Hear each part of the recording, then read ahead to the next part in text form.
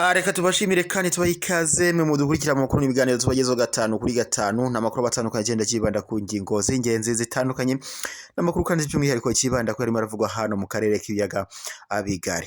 Mwe mudukurikira rero muri hirya no hino hatandukanye tubaha ikaze mu makuru yacu kandi twizere ko umeze neza. Twihuse cyane rero reka tunyarukire muri Repubulika Iharanira Demokarasi ya Kongo abaraduhera amakuru yacu mu gihe rero urugamba ruhuza M23 ndetse n'igisirikare cya Kongo FARDC n'abafatanyabikorwa bacu harimo ingabo z'u Burundi, ingabo za MONUSCO, ingabo za SADC, imitwe ihurije mu cyo yise Wazalendo ndetse n'umutwe wa FDLR. N'urugamba rero rukomeje guhuza izi mpande zombi ari nako umutwe wa M23 urushaho kwigarurira uduce dutandukanye twa Repubulika Iharanira Demokarasi ya Kongo by'umwihariko muri Kivu y'Amajyaruguru. Nkuko byakomeje kugenda bitangazwa mu minsi mike ishize, hari amakuru yumvikanaga avuga ko umutwe wa M23 wigaruriye agace ka Nyanzare ndetse na Rwindi. Ubu noneho rero umutwe wa M23 biravuga ko wafashe umujyi wa Vicumbi ngo ariko ikaba yawufashe ngo bitayigoye. Mu yandi makuru kandi yakomeje gutangazwa ni mu gihe mu masaha make yarashize ingabo za MONUSCO zashinjwaga ngo kuba zararebereye umutwe wa M23 ubwo winjiraga ngo mu mujyi wa Rwindi, ariko kugeza amaginga ya ingabo za MONUSCO zahakanye zivuye inyuma ibyo kurebera ngo uyu mutwe wa M23 ubwo winjiraga muri Rwindi. Mu yandi makuru kandi akomeje gutangazwa nuko perezida w'iki gihugu nyine ariwe Antoine Felix Tshisekedi bivuga ko ngo hari amakuru yaje gushyirwa ahagaragara atangaza ko ngo Tshisekedi yisanze ari we wenyine na Touadera ngo mu nama y'ibihugu bya Afurika yo hagati. Uraza gusobanukirwa icyabiteye. Mu yandi makuru kandi akomeje gutangazwa tuyakomereje mu Burundi nuko perezida w'ishyaka rya CNL Agathon Rwasa bivuga ko ngo yaje guterwa akudeta. Mukanya muraza gukurikira, muraza kumenya byinshi cyangwa se ni mu makuru mu kanya ku buryo burambuye. Reka rero twongere tubaha ikaze mu makuru yacu ku buryo burambuye, n'ubundi tugiye guhera muri Repubulika Iharanira Demokarasi ya Kongo mu gihe umutekano utifashe neza muri Repubulika Iharanira Demokarasi ya Kongo by'umwihariko muri Kivu y'Amajyaruguru. Umutekano rero ukomeje kubura mu baturage aho ingabo za Kongo FARDC zikomeje guhangana n'umutwe wa M23 ari nako uyu mutwe wa M23 ukomeza kugenda wigarurira ibice bitandukanye nk'uko amakuru akomeza kugenda abishyira ahagaragara. Rero kuri uyu wa mbere tariki ya 11 Werurwe umwaka wa 2024 biravuga ko umutwe wa M23 ngo bitawugoye cyane ngo waje kwinjira mu mujyi wa Vicumbi ndetse ngo birangira wigaruriye ubwo waruhanganye n'ingabo za Kongo FARDC ndetse n'abafatanyabikorwa bazo harimo umutwe wa Wazalendo nk'uko byakomeje kugenda abishyirwa ahagaragara. Nk'uko amakuru akomeje kugenda abishyira ahagaragara, byatangajwe rero amakuru akomeje kugenda ashyirwa ahagaragara yavuze ko umutwe wa M23 waje gufata umujyi wa Vicumbi ngo bitawugoye.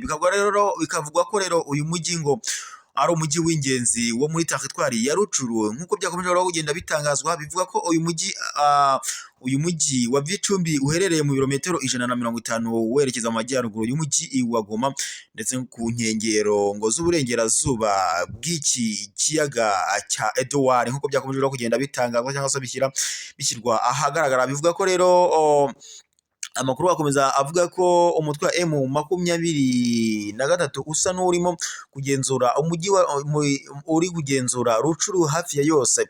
Nk'uko byakomeje kugenda bishyirwa ahagaragara bivuga ko rero umutwe wa M23 wafashe uyu mujyi wa Vicumbi mu masaha make ngo ya mbere ya saa sita kuri uyu wa mbere tariki ya 11 Werurwe umwaka wa 2023 nk'uko byakomeje mu mwaka wa 2024 nk'uko byakomeje kugenda bitangazwa n'abaturage batuririye muri aka gace. Nk'uko amakuru yakomeje kugenda abishyira ahagaragara, ibi bibaye kandi mu gihe mu minsi mike ishize umutwe wa M23 wari watangaje ko wigaruriye akandi gace ka Nyanzare ndetse na Rwindi. Nk'uko byakomeje kugenda bitangazwa bivuga ko agace ka Nyanzare ariko General Sultani Makenga uyobora umutwe wa M23 akomoka. Nk'uko kandi byakomeje kugenda bishyirwa ahagaragara mu masaha make kandi yarashize nanone cyangwa se mu minsi mike ishize umutwe wa M23 watangaje ko wari wigaruriye agace ka Rwindi, ndetse byakomeje kugenda bitangazwa n'abaturage batuririye muri Rwindi, bakavuga ko ngo ndetse ingabo za MONUSCO ngo zarebereye umutwe wa M23 ngo ubwo winjiraga mu mujyi wa muri agace ka Rwindi, ndetse ngo abaturage bakakomeza kugenda bashinja ingabo ngo za MONUSCO ngo ko ntacyo zimaze muri iki gihugu mu myaka yose ngo zihamaze. Nk'uko byakomeje kugenda bitangazwa, umutwe wa M23 nubwo ukomeje kugenda ufata ibice bitandukanye muri Repubulika Iharanira Demokarasi ya Kongo, by'umwihariko muri Kivu y'Amajyaruguru, wari watangaje ko ngo gahunda yawo atari ugufata ibice bitandukanye bya Repubulika Iharanira Demokarasi ya Kongo, ngo ahubwo intego yabo nyamukuru ngo ari ugushakira amahoro n'umutekano abaturage ba Repubulika Iharanira Demokarasi ya Kongo, by'umwihariko abaturage b'abanyekongo bari mu bwoko bw'abatutsi bavuga ururimi rw'ikinyarwanda batuye muri Kivu y'Amajyaruguru. Nk'uko byakomeje kugenda bitangazwa cyangwa se nk'uko amakuru akomeje kugenda abishyira ahagaragara, umutwe wa M23 biragaragara ko ukomeje kugenda wigarurira ibice bitandukanye. Gusa hakomeje kwibazwa cyangwa se abakurikiranira hafi bakomeje kwibaza, ese mu gihe umutwe wa M23 uzaba ufashe umujyi wa Goma, bizagaragara bite muri Repubulika Iharanira Demokarasi ya Kongo? Ese Antoine Felix Tshisekedi uyoboye iki gihugu azabyitwaramo ate? Ese ingabo mu gihe umutwe wa M23 uzaba umaze gukorera nk'uko bikomeje kwibazwaho, nyine hari kwibazwa nimba mu gihe umutwe wa M23 uzaba umaze kwigarurira umujyi wa Goma, ese perezida w'iki gihugu Antoine Felix Tshisekedi azabyifatamo ate n'abafatanya abikorwa be? Mbese doko azabyitwaramo ate? Azabwira iki amahanga mu gihe yiyambaje ibihugu bitandukanye ngo bize kumufasha uru rugamba? Adoko ntago byumvikana uburyo bizagaragara. Ese igisirikare cya Kongo FARDC cyo kizakomeza kurwana uru rugamba n'umutwe wa M23 cyangwa se ishyire intwaro hasi cyemere ko gitsinzwe urugamba? Ni amakuru akomeje kugenda yibazwaho n'abanyapolitike batandukanye ndetse n'abakurikiranira hafi ibigendanye n'umutekano muke ukomeje kugaragara muri Repubulika Iharanira Demokarasi ya Kongo. Ese doko by'umwihariko ko bigaragara ko perezida w'iki gihugu Antoine Felix Tshisekedi yiyambaje ibihugu bitandukanye, harimo Malawi, harimo Tanzania, Afurika y'Epfo ndetse no Burundi, batibagiranywe n'ingabo z'abacancuro cyangwa se n'ingabo za MONUSCO zaje kubafasha mu guhangana n'umutwe wa M23, ariko urugamba rukomeje kuba urugamba, aho ndetse umutwe wa M23 urushaho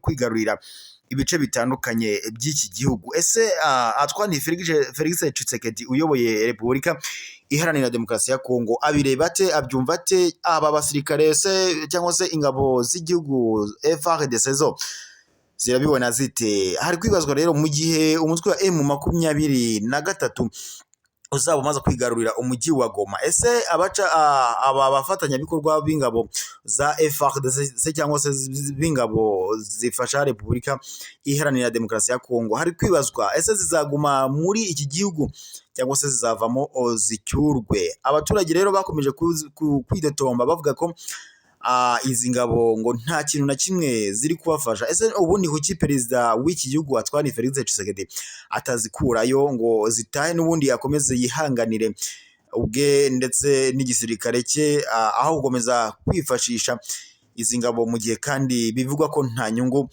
na nkeya zirimo ziragaragaza cyangwa se nta musaruro na muke zigaragaza muri Repubulika Iharanira Demokarasi ya Kongo? Nk'uko amakuru akomeje no muri kugenda abishyira ahagaragara, nyine umutwe wa M23 nyine byakomeje gutangazwa ko ngo waje kwifatira uyu mujyi wa Bicumbi mu masaha make nyine yashize, ndetse ngo nta mirwano ihambaye ngo yabahuje, kuko ingabo za Kongo FARDC na Wazalendo ngo bataye bariruka birangira rero ngo umutwe wa M23 wigaruye aka gace ka Bicumbi.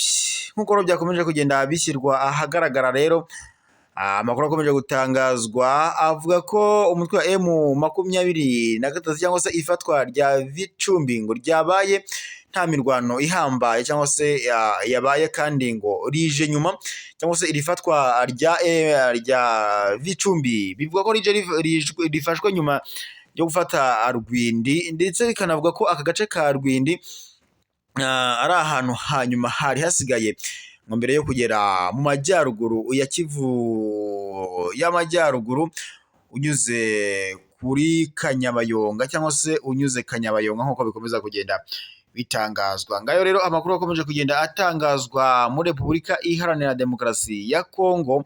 Umutwe wa M23 rero urakataje mu kugomeza kwigarurira ibice bitandukanye muri Kivu y'amajyaruguru. Dukomereze n'ubundi amakuru yacu muri Repubulika Iharanira Demokarasi ya Kongo. Mu gihe gishize rero cyangwa se mu masaha make ashize humvikanye amakuru avuga ko ngo ingabo za MONUSCO ngo zaba ziri kurebera umutwe wa M23 ngaho kuba bawurasaho. Nk'uko byatangajwe rero mu masaha make yashize, bavugaga ko umutwe wa M23 ubwo winjiraga mu gace ka Rwindi ngo ingabo za MONUSCO ngo doko uyu mutwe wa M23 ngo waciye ku birindiro by'ingabo za MONUSCO, ariko ngo ingabo za MONUSCO ngo ntabwo zigeze zirasa kuri uyu mutwe wa M23 nk'uko rero abaturage ba Kongo bakomeza kugenda bashinja iki gisirikare ingabo za MONUSCO. Kuri ubu rero ingabo za MONUSCO zaje guhakana zivuye inyuma ibi birego zishinjwa n'abaturage ba Kongo ngo byo kuba ngo zararebereye umutwe wa M23 ubwo winjiraga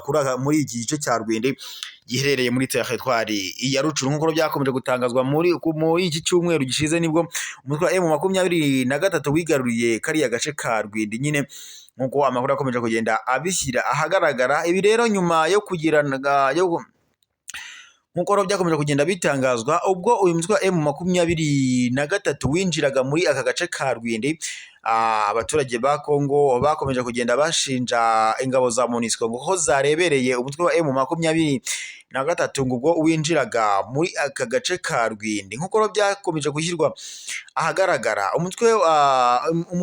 ingabo za MONUSCO zo zamaze kubeshya cyangwa se zahakanye ibizivuye inyuma, zivuga ko ngo zitigeze zirebera umutwe wa M23 ubwo winjiraga muri aka gace. MONUSCO nk'uko yabitangaje yavuze ko mu busanzwe isanzwe ihufasha ingabo za FARDC zimaze imyaka irenga 2 zihanganye n'umutwe wa M23 mu ntambara. Mu butumwa rero ingabo za MONUSCO zashyize ku rukuta rwa Twitter zabeshyuje amakuru azishinja ko ngo zaba zifasha cyangwa se ngo zaba zararebereye umutwe wa M23 ubwo winjiraga i Rwindi. Aka gace rero ngo gaherereye mu ntara ya Kivu y'amajyaruguru, aho muri mu majyaruguru nyine muri aka gace kari naho gaherereyemo parike y'igihugu ya Virunga. Ingabo za MONUSCO rero zavuze ko ngo mu makuru zatangaje, zavuze ko ubwo M23 yinjiraga Rwindi ngo izi ngabo za MONUSCO ngo zitigeze ngo ziyirebera ngo zibe zayirasaho. Gusa ingabo za MONUSCO zatangaje ko ngo icyo zishinzwe cyangwa se ubutumwa bwazo ngo ni ugushyira cyangwa se nubwo gufasha gushaka amahoro mu bikorwa ngo mu nshingano doko zabwo ngo ni ukurinda abaturage. Ariko muri uko kurinda abaturage zikavuga ko nyine ngo biba biciye mu gushyigikira ingabo za Repubulika Iharanira Demokarasi ya Kongo. Niko rero ingabo za MONUSCO zatangaje mu buryo bwo kubeshyuza amakuru avuga ko ngo zaba zararebereye umutwe wa M23 ubwo winjiraga muri aka gace ka Rwindi. Reka rero n'ubundi amakuru yacu tuyakomereze muri Repubulika Iharanira Demokarasi ya Kongo. Nk'uko rero mu minsi ishize yatangajwe, hari amakuru yavugaga ko ngo Perezida wa Kongo Antoine Felix Tshisekedi yisanze ari wenyine mu nama y'ibihugu bya Afurika yo hagati. Nk'uko amakuru yabitangaje, bivuga ko uyu perezida w'iki gihugu cyangwa se perezida wa Kongo Antoine Felix Tshisekedi yisanze ari we wenyine ngo na perezida Touadera muri iyi nama y'ibihugu bya Afurika yo hagati. Nk'uko byakomeje kugenda bitangazwa, bivuga ko Antoine Felix Tshisekedi ngo yabari yisanze ari we wenyine na Obianga Nguema wakiriye iyi nama, ndetse na perezida Touadera wa Repubulika ya Central Africa, ndetse ngo n'abari bahagarariye ibindi bihugu 8. Nk'uko byagiye bitangazwa, bivuga ko ari inama bivuga ko nyine ari inama n'ubundi ngo ibyayigombaga kuyitaho ko nyine iyi nama bivuga ko ngo ibyagombaga kuyigirwamo ngo nta ngaruka byari bifite uko abayobozi b'ibihugu batigeze bitabira iyi nama ngo kandi nk'uko byakomeje kugenda rero bitangazwa bivuga ko rero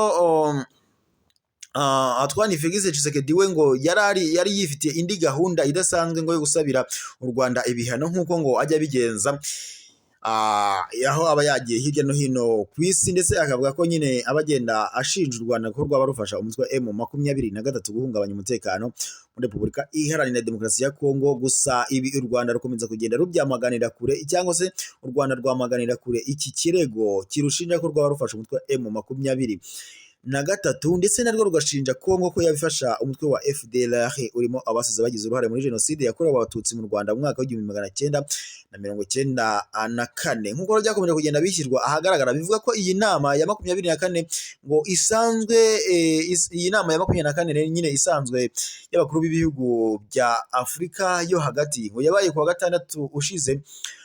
Urukoro byaje gutangazwa ngo mu byari ku murongo w'ibyigwa cyangwa se mu byari ku murongo w'ibyigirwa muri iyi nama ngo hari harimo no kugaruka ku mutekano muke ukomeje kugaragara muri Repubulika Iharanira Demokarasi ya Kongo.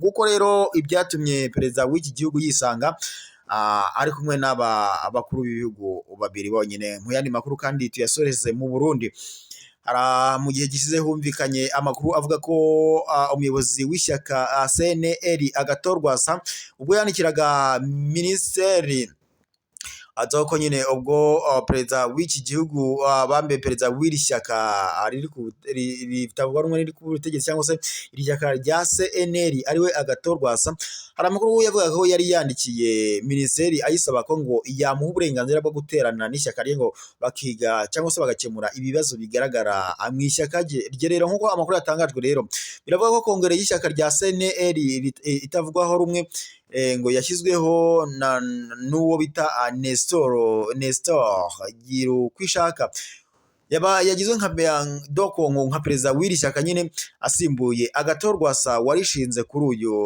uyu mwanya. nk'uko byakomeje no kugenda bitangazwa rero ko iyi kongere idasanzwe yabaye kuri uyu wa 10 Werurwe umwaka wa 2024 bikavuga ko rero aho yaje kubera mu murwa mukuru w'intara ya Ngozi, ariko ngo ntiyavugwaho rumwe kuko ngo habayeho uguhangana hagati y'abashyigikiye Agathon Rwasa ndetse n'ikindi gice ngo cyamwiyomoyeho ari nacyo ngo cyamuteye kudeta kandi ari nacyo ngo cyari cyateguye iyi nama. nk'uko byakomeje kugenda bitangazwa bivuga ko rero iyi kongere yari ngo yiganjemo bamwe mu badepite ngo bari barirukanwe n'uyu Agathon Rwasa. nk'uko byakomeje kugenda bitangazwa bivuga ko ngo yari iyobowe kandi na Marie Immaculée ngo ntaco bakimvuna.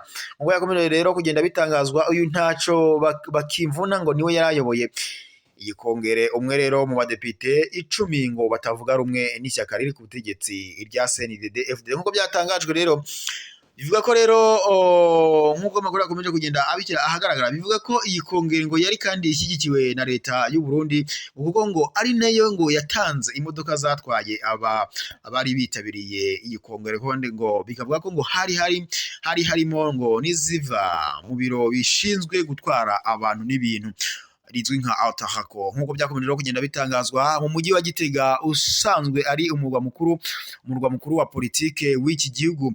bivuga ko rero ngo ariho hagaragaye imodoka za gisirikare zari ziherekeje abari ngo bari bateguye iyi kongere. nk'uko byakomeje kugenda rero bitangazwa ku rundi ruhande abayoboke batiyomoye cyangwa se batiyomoye kuri Agathon Rwasa ngo bari biteguye kwamagana iyi myigara cyangwa se iyi kongere ngo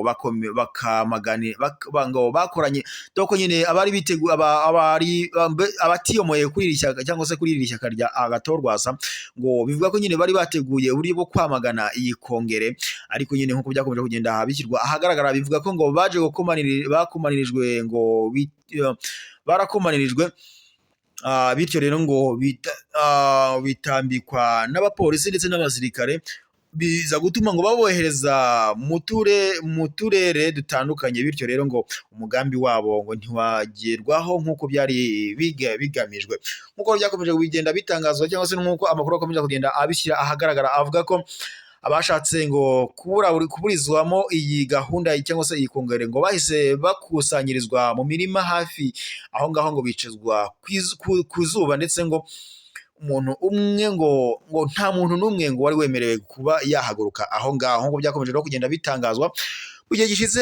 Uyu muyobozi w'iri shyaka Agathon Rwasa yari yatangaje, yasabye minisiteri y'ubutegetsi bw'igihugu ko yamufasha cyangwa se yamuha uburenganzira bwo guteranya ishyaka rye ngo bakaganira ku buryo bwakoreshwa cyangwa se kujya hakorwa kugira ngo ibibazo biri mu ishyaka rye ngo bibashe gutorerwa umuti.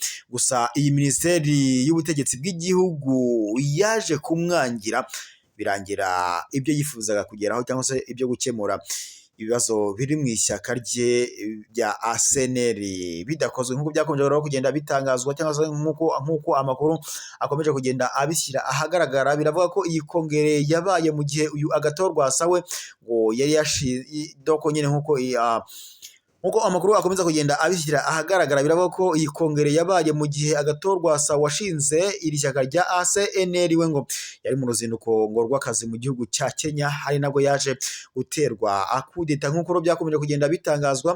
Amakuru yakomeje kugenda abishyira ahagaragara.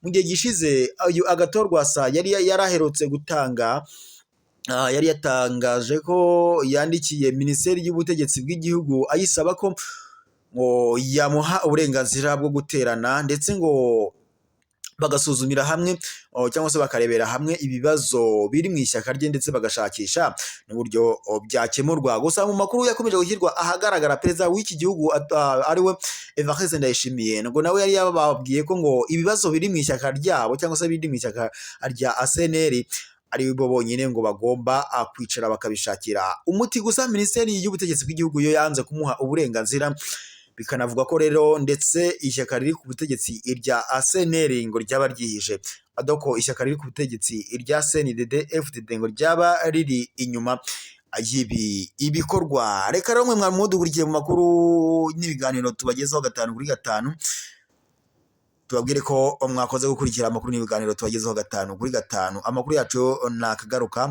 mukomeze kugira impagarike n'ubugingo kandi muhahe muronke Nyagasani akomeze abishimire. Amakuru yo nakagaruka. Gusa kuri wowe waba utarakanda subscribe cyangwa sabone bitewe n'ururimi ukoresha, nagushishikariza gukandaho maze ukazajya uba mbere kubona amakuru n'ibiganiro tukugezaho 5 kuri 5. Ndabashimiye. Amakuru yacu nakagaruka, mukomeze kugira impagarike n'ubugingo kandi muhahe muronke.